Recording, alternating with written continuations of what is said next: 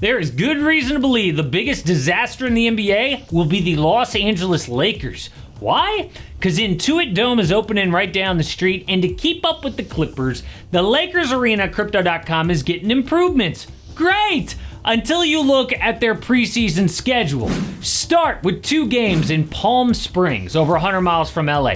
Then in Milwaukee, before another home game in Las Vegas. Then a rare preseason back-to-back, Phoenix to Golden State. So the Lakers will be on the road 2 straight weeks before a nasty regular season. The Lakers start with 6 teams who made the playoffs or the play-in. So counting preseason, 11 of 14 games on the road against tough competition. A disaster. Oh wait, they're a veteran group? Yeah, but their best vets, LeBron and AD, just gave their all in Paris at the Olympics. Think they need a break? And the entire coaching staff is brand new. I'm talking from the lead assistant down to the newest intern. Oh, and the head coach has never done this before. The Lakers could be cooked before the season starts. But if that happens, will they make a trade to save the team? Who is even a realistic target? Because right now, the Lakers have assets to make a major deal. They have 2 valuable draft picks, the 2029 and 2031 first. Young players like Dalton Connect, Jalen Hood-Schifino, and Max Christie. Young vets like D'Angelo Russell, Austin Reeves, Rui Hachimura, Jared Vanderbilt, and Jackson Hayes, and other contracts like Gabe Vincent, Christian Wood.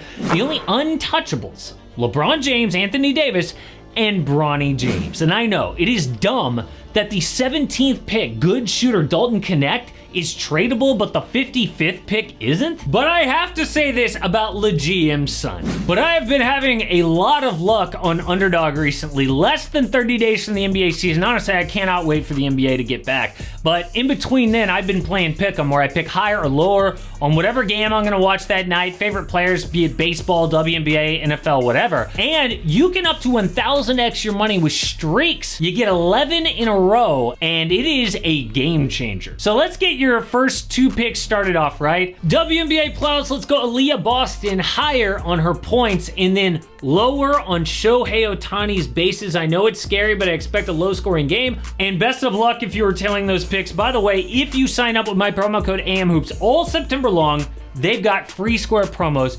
Today's is Patrick Mahomes. So check out this updated map to see if Underdog is available in your area. Again, promo code AMHOOPS, you get that Patrick Mahomes free score and up to $1,000 in bonus cash.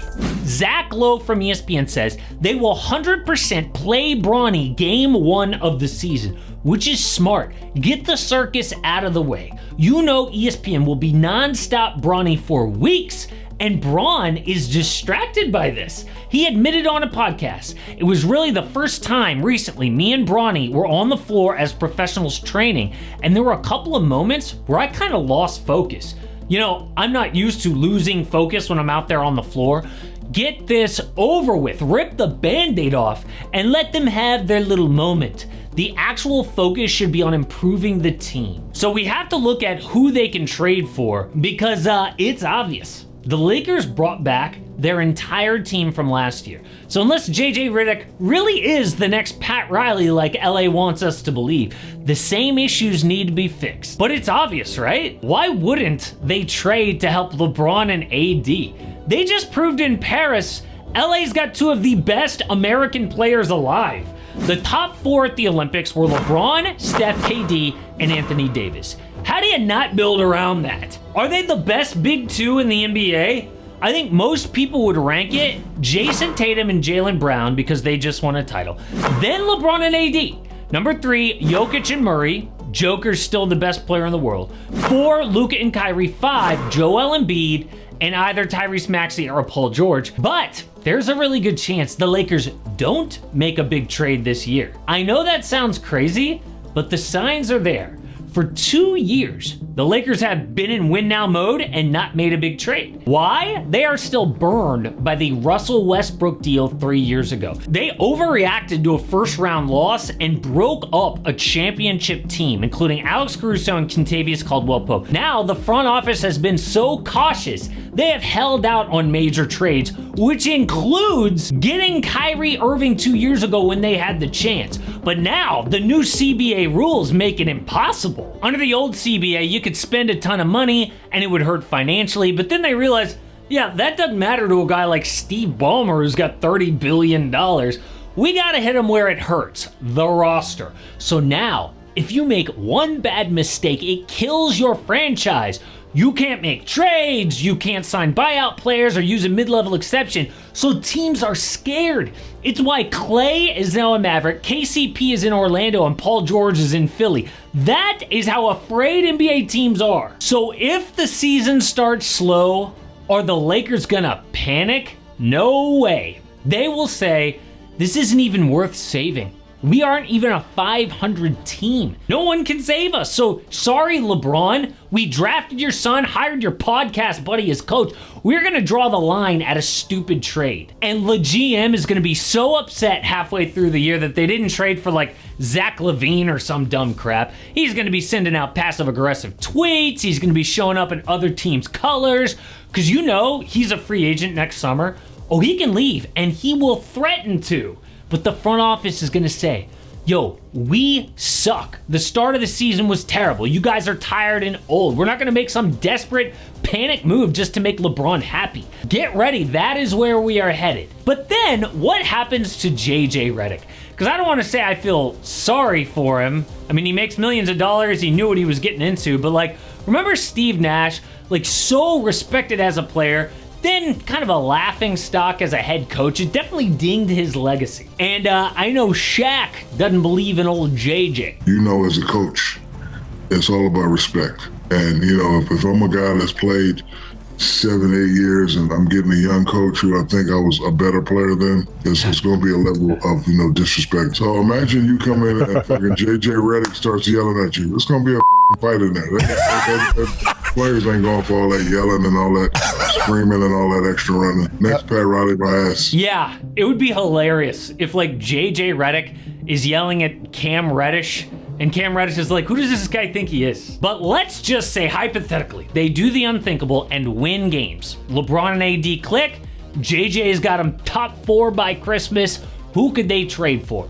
Well, their main problem is defense. Their best 2 guards are D'Angelo Russell and Austin Reeves. Traffic cones on D. And their best defensive wing is Jared Vanderbilt, who's still injured, first of all, and gets played off the court offensively in big games. Their second need is a defensive big. Anthony Davis likes to play next to a center so that he can roam around the court. He did well with Bam Adebayo at the Olympics. So who is a realistic target? Well, the names that people throw around are like a Zach LaVine, Jeremy Grant, Brandon Ingram, Jonas Valanciunas. Those would be a disaster. The more ideal trade targets start with Marcus Smart, won Defensive Player of the Year 3 seasons ago. Okay, not what he used to be, but a major upgrade over what LA has right now. His big problem is offense. Smart is a 32% three-point shooter, and LA needs triples, but if they could get him for the right price, it makes sense. Now, Memphis is not shopping Marcus Smart right now, but if they hit a roadblock, that could change. The next target is Bruce Brown. The Raptors might be even more willing to sell low on him because he just had surgery, but Brown was key to the Nuggets title 2 years ago. He's a good defender and hit big shots in the postseason. Plus, he's a free agent and sure is not going to re-sign in Toronto, so they got to get something for him. And as far as big men go, I have heard Walker Kessler's name thrown out there. A perfect fit, except Danny Ainge knows that, and he's going to want to fleece the Lakers for Walker Kessler. I'm talking every single pick, multiple good young players. Now, Kessler is an elite young center and part of Team USA's future, but the price is probably too high. Either way, I think the Lakers season is going to be a disaster. They're not even going to make a trade. It will be painful for LeBron, and if he doesn't go to a different team next year like he's going to threaten to do, maybe he just retires.